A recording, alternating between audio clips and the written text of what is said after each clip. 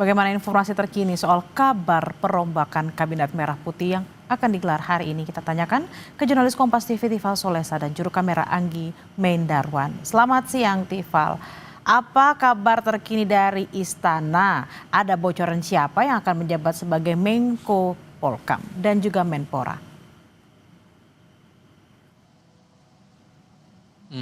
Yang saya lihat sepanjang pagi hingga siang hari ini di Kompleks Istana Kepresidenan Jakarta belum terlihat ada tanda-tanda tokoh atau beberapa nama yang disebut-sebut akan mengisi dua pos kementerian yang masih kosong setidaknya sampai dengan saat ini di tanggal 17 September 2025.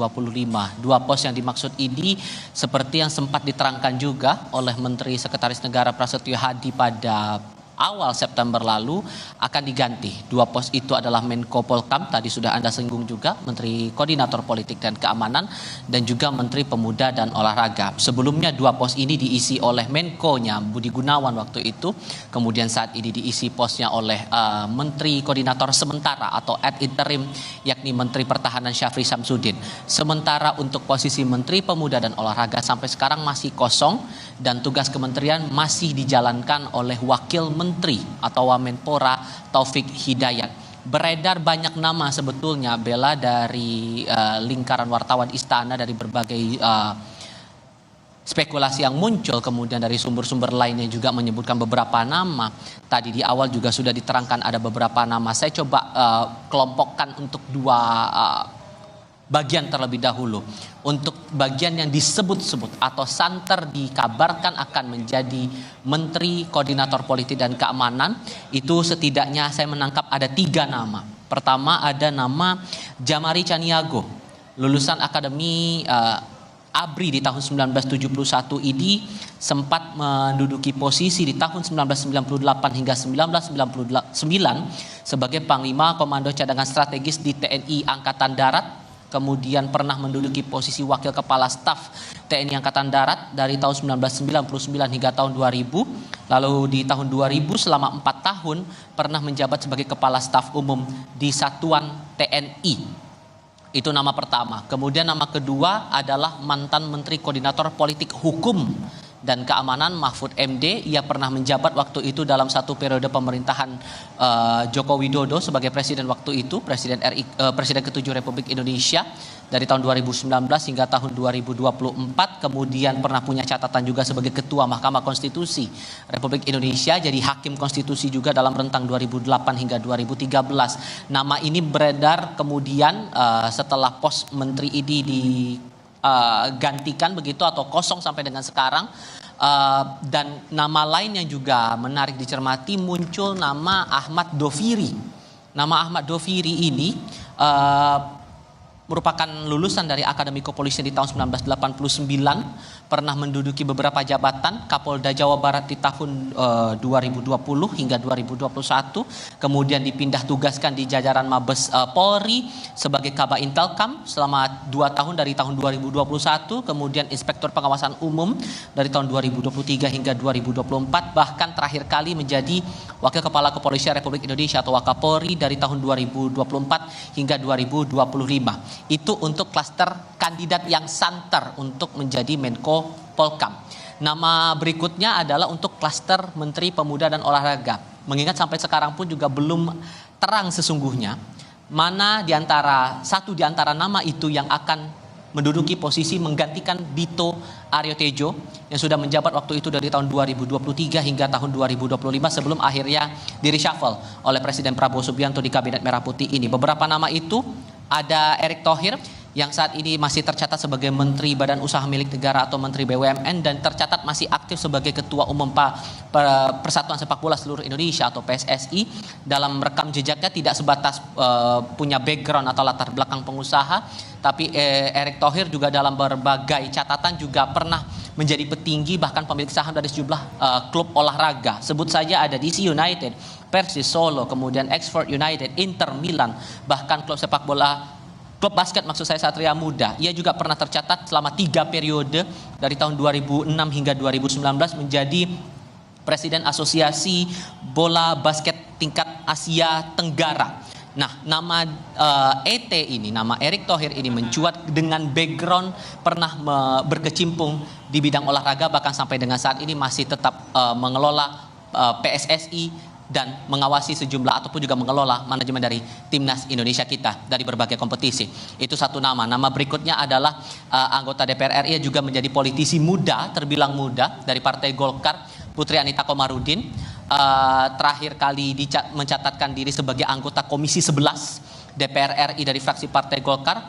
Komisi 11 ini menaungi bidang keuangan. Namun di usianya terbilang muda, kelahiran tahun 1993, dan dia pernah berkuliah juga di Australia. Dia punya catatan di bidang organisasi kepemudaan. Dalam catatan kami, dia pernah menjadi Presiden Perhimpunan Pelajar Indonesia di Ranting Universitas di Melbourne selama 2 tahun, dari tahun 2013 hingga 2014. Lalu pernah juga jadi Ketua Delegasi Indonesia Youth 20 di tahun 2021. Dalam konteks lain di bidang olahraga, pernah juga mencatatkan diri sebagai Wakil Ketua Umum Komite Olahraga Masyarakat Indonesia tingkat nasional dari tahun 2022 hingga 2024. Nama lainnya adalah Wakil Menteri Pemuda dan Olahraga saat ini, Taufik Hidayat. Kita paham betul dengan catatan prestasi dia saat menjadi masih aktif sebagai atlet bulu tangkis dengan raihan perolehan prestasi di sejumlah kompetisi di tingkat internasional. Kader Partai Gerindra yang sempat mencalonkan diri sebagai calon anggota legislatif untuk pemilihan umum di tahun 2024 ini tercatat menjadi kader Partai Gerindra dan saat ini masih menduduki posisi sebagai Wakil Menteri Pemuda dan Olahraga.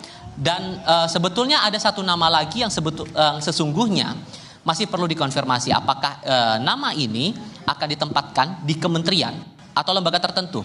Ada nama Wakil Menteri Komunikasi dan Digital, Anggaraka Prabowo, yang beredar isunya nama Anggaraka ini akan ditempatkan di pos kementerian atau lembaga. Tapi di mana persisnya, di mana posisinya, atau akan ada di lembaga khusus tertentukah, ini masih simpang siur dan butuh konfirmasi lagi lebih lanjut kemana arah Anggaraka ini. Tapi setidaknya sampai sekarang tercatat Anggaraka masih menjadi Wakil Menteri Komunikasi dan Digital, sudah menjabat saat pemerintahan Presiden ke-7 RI Joko Widodo. Ia menjadi Wakil Menteri Komunikasi dan Informatika waktu itu, namanya Wamenkominfo, yang waktu itu ditempati oleh Menteri Budi Ari Setiadi. Dan saat ini juga tercatat sebagai komisaris utama di PT Telkom dan tercatat menjadi kader dari Partai Gerindra. Ini masih simpang siur, belum ada informasi pasti siapa yang akan menempati 2 pos menteri itu. Dan sampai sekarang pun kami juga masih mencermati apakah betul akan terjadi perombakan atau pelantikan nama-nama dari 2 menteri yang masih kosong sampai dengan sekarang. Saat yang terakhir kali kami pahami juga pihak istana atau dari perwakilan dari pemerintah menyebutkan bahwa soal kapan persisnya pelantikan akan dilakukan terhadap menteri, pos-pos menteri yang masih kosong, lalu juga siapa nama-namanya, ini menjadi hak prerogatif dari Presiden. Kemarin Aris Marsudianto kepada wartawan menyampaikan bahwa nama-nama itu belum ia ketahui dan semua keputusan berpulang lagi kepada Presiden sebagai pemegang hak prerogatif terbesar untuk penentuan nama-nama yang bakal mengisi pos kementerian di Kabinet Merah Putih ini. Bella. Tifal, tadi kalau Anda mengatakan ada beberapa posisi, termasuk juga posisi menteri atau wamen yang mungkin saja berpindah tugas gitu ya. Berpindah tugas, apakah itu juga menjadi posisi Menpora atau Wamenpora atau mungkin tadi ada Erick Thohir namanya, apakah juga berpindah posisi. Nah, apakah memang selain posisi-posisi yang tadi Anda sudah jabarkan secara detail mengenai Menko Polhukam dan juga Menpora, apakah ada posisi lain yang kemungkinan juga akan diumumkan hari ini? Yang sesungguhnya juga menarik dicermati adalah posisi wakil-wakil menteri yang masih kosong sampai dengan sekarang. Kita lihat atau kita perlu pahami lagi ada 2 pos wakil menteri yang sampai sekarang belum terlihat jelas apakah akan diganti atau tetap dibiarkan kosong, dalam artian kementerian itu hanya akan ditanggung kerjanya oleh menteri, 1 orang menteri itu saja, yakni Wakil Menteri Tenaga Kerja.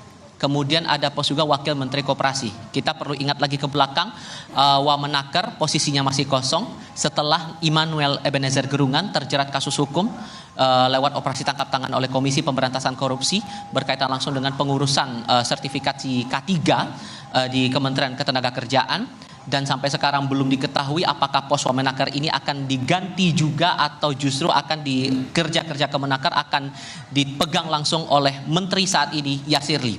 Kemudian nama berikutnya atau pos berikutnya adalah Wakil Menteri Koperasi. Awalnya ada nama Ferry Juliantono.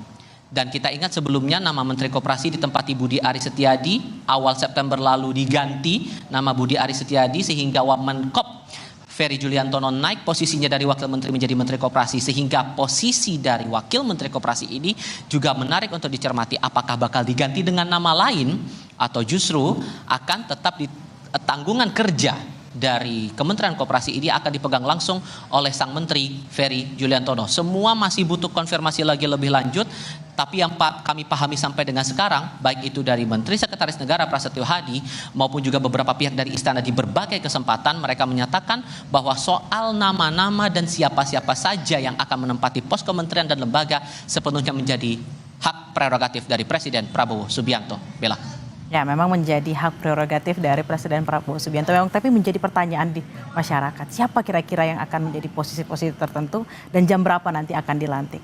Terima kasih atas laporan Anda, jurnalis Kompas TV, Tifal Solesa dan Anggi Mendrawan dari Istana. Selamat bertugas kembali.